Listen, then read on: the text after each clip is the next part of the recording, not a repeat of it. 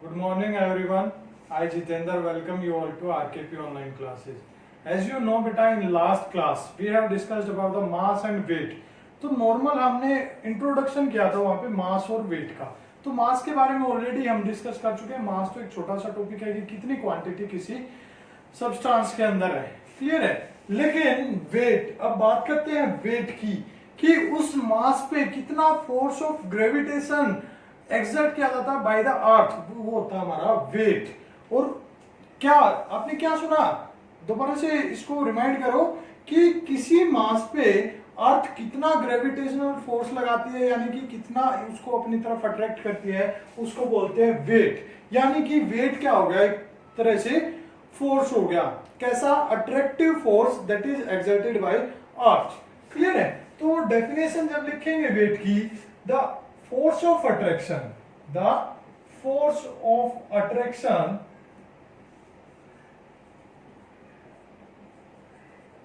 exerted by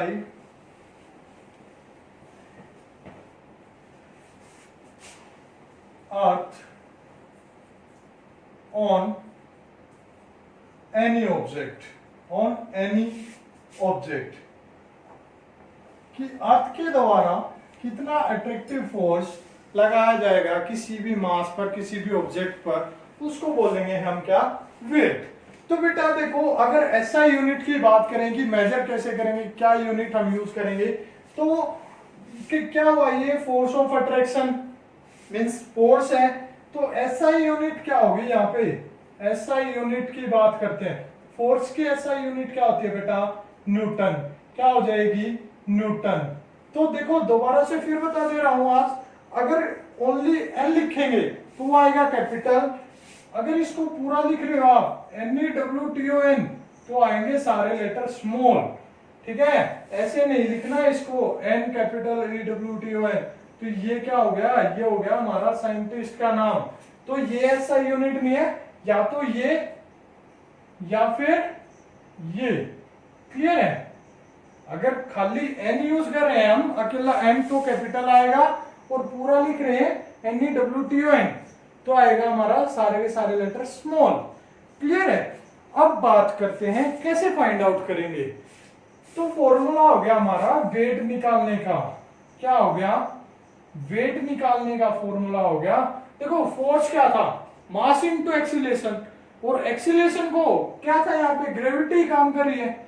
ठीक है, gravity काम कर रही है, तो एक्सीलरेशन कैसा था? Acceleration due to gravity. तो वेट क्या आया हमारा? Mass into acceleration due to gravity, यानी कि W is equal to M into g. Clear है. अब बात करते हैं कि 1 kg कोई मास है, उसका वेट कितना होगा? What is the weight? Question आपका बन जाएगा यहीं पे.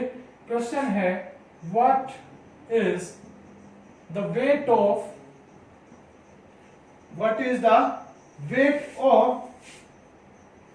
one kg mass. ठीक है, क्वेश्चन मार्क. तो 1 किलो मास है, उसका वेट कितना है? तो जल्दी से बता दो बेटा. वेट W, सॉल्यूशन यहां से स्टार्ट हो गया हमारा सॉल्यूशन. तो वेट का फॉर्मूला था M इंटू जी.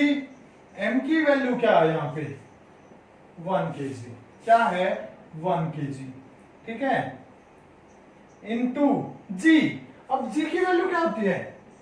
9.8 मीटर पर सेकेंड स्क्वायर. क्या होती है बेटा? 9.8 मीटर पर सेकेंड स्क्वायर. क्लियर है. तो क्या आई? 9.8 की और 1 की मल्टीप्लाई 9.8 ही आ गई. तो वेट आया हमारा 9.8. क्या हो जाएगा? न्यूटन. तो इजी था, बिल्कुल इजी था ना. तो ऐसे ही आपके क्वेश्चन आएंगे और वेट वो आपसे पूछ लेगा. अब 1 kg की जगह 5 kg दे देगा, 4.9 kg दे देगा, 78 kg दे देगा. ठीक है, और 9.8 से हम उसकी मल्टीप्लाई करके क्या फाइंड आउट कर देंगे? वेट. अब एक और क्वेश्चन बनता है, यही कर लेते हैं उसको डिस्कस. ठीक है, ये तो था अर्थ पे. क्या था? अर्थ पे. फिर पूछ लेगा कि मून पे अर्थ के कंपैरिजन में कोई ऑब्जेक्ट जिसका वेट अर्थ पे, एग्जांपल ही दे देता हूं मैं, एक एग्जांपल से आपका क्लियर हो जाएगा कि एक ऑब्जेक्ट है, मान लो कोई इंसान है, मैं ही हूं, ठीक है, मेरा जो वेट है, क्लियर है, वो कितना है वेट, ठीक है, मैं अपना लिख रहा हूं, वो है मान लो 85 केजी, 85 न्यूटन है, ठीक है, केजी नहीं लिखूंगा, केजी तो मास हो जाता, कितना है 85 न्यूटन, क्लियर है, मेरा वेट है ये है अर्थ पे, कहां है अर्थ पे, जब मैं अर्थ पे खड़ा हूं, ठीक है, अब मैं चला जाऊं मून पे, रियल में तो क्या पता जाना हो ना हो, ठीक है, एग्जाम्पल से जरूर चले जाते हैं, फिर मैं चला गया कहा मून पे, ठीक है, तो मून पे मेरा वेट कितना होगा, कितना आएगा बेटा, देखो डायरेक्ट आपको आइडिया लग जाएगा अगर आपको पहले की वीडियो सारी क्लियर है। तो वेट मैंने बताया क्या है, force of attraction exerted by earth on any object, यानी कि m इंटू जी, और g की वैल्यू अर्थ पे 9.8 है, लेकिन मून पे कितनी है 1/6, क्या है g on moon that is 1/6 of g on earth, clear है, acceleration due to gravity on moon that is 1/6 of the acceleration due to gravity on earth, clear है। तो देखो m तो दोनों में कांस्टेंट है, मास तो वहां भी उतना है यहां भी उतना है, पहले भी बता चुका हूं बेटा, मास आपका क्या होता है कांस्टेंट होता है। तो वेट आया कितना, कितना आ गया ये अर्थ पे,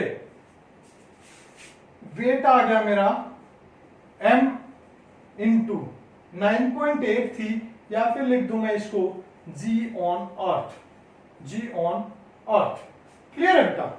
अब देखो ये किस पे है 85 है, किस पे है ये अर्थ पे 85, किसके इक्वल आया mass into g on earth, clear है।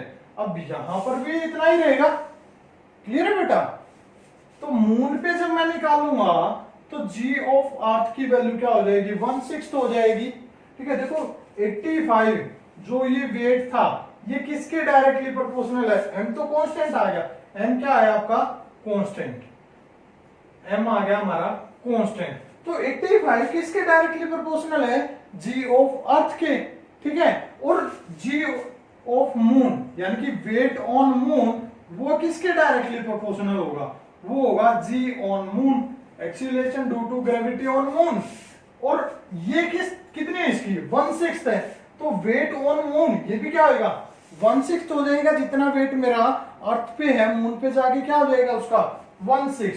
तो वेट ऑन मून अगर मैं निकाल लूं, weight on moon that will be 1/6 weight on earth, तो ये हो जाएगा मेरा 1/6 इंटू 85, कट कर दो, ठीक है। कितना आ जाएगा आंसर 6 1 जा 6, 2 बच गया 25 हो गया, 6 4 जा 24, 1 0, 6 1 जा फिर 6 6 जा, ऐसे ही चलता जाएगा और 6 की रिपीटेशन होती जाएगी, यानी कि इतने न्यूटन आ जाएगा। यानी कि अर्थ पे मेरा कितना है 85 न्यूटन, मून पे जाके कितना होगा 14.16। आप बोलोगे सर आप तो काफी लाइट हो गए मून पे जाके, तुम भी ऐसे ही हो जाते हो, तुम्हारा और भी कम हो जाएगा मेरे से, ठीक है। तो ये आपका इस टाइप से न्यूमेरिकल आ जाएगा, वो दे देगा आपको कि अर्थ पे इस ऑब्जेक्ट का वेट इतना है तो मून पे जाके कितना होगा, ठीक है। और एक ऐसे आ जाएगा कि what is the weight of, यहाँ पर इस वैल्यू को चेंज कर देगा, ठीक है। मान लो यहाँ 49 केजी दे दिया तो फिर उसका वेट पूछ लिया, क्लियर है बेटा। Thank you, have a nice day.